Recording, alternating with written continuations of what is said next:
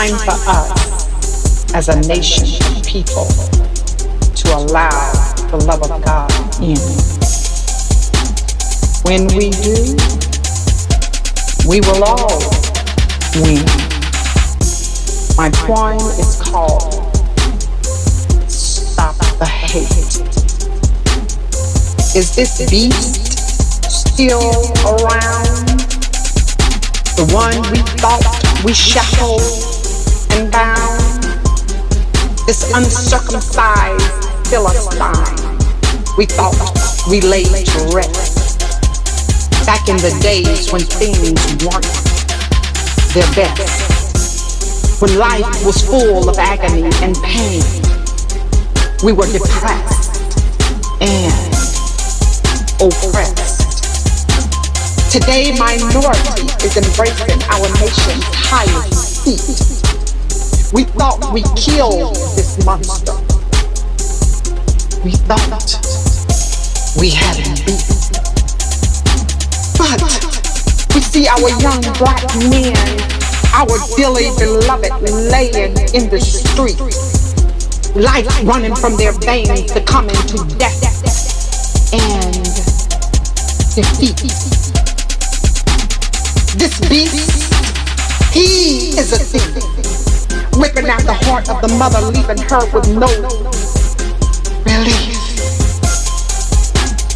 There's a cry going out in these last days, compelling man to repent and amend his evil ways. Jesus bled and he died for us all. It behooves every nation to heed to this love call.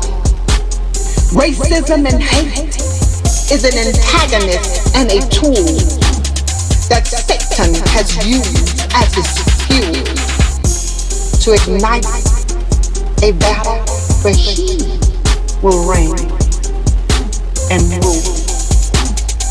Still in lies and division, this he will always lead.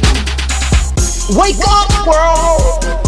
We're all children of Adam and Eve. Truth be told, we all came out of the same mold. So it's time to stop the violence, the hate, the racism, the push, and the shove, manifesting the very opposite of God's divine love. We have to realize who's the real victim at hand. It's the hurt, the bruised, the bleeding, the broken soul of man. Racism and hate is a roadmap to hell without a thing. This doesn't take a great debate. Just surrender to love and stop the hate.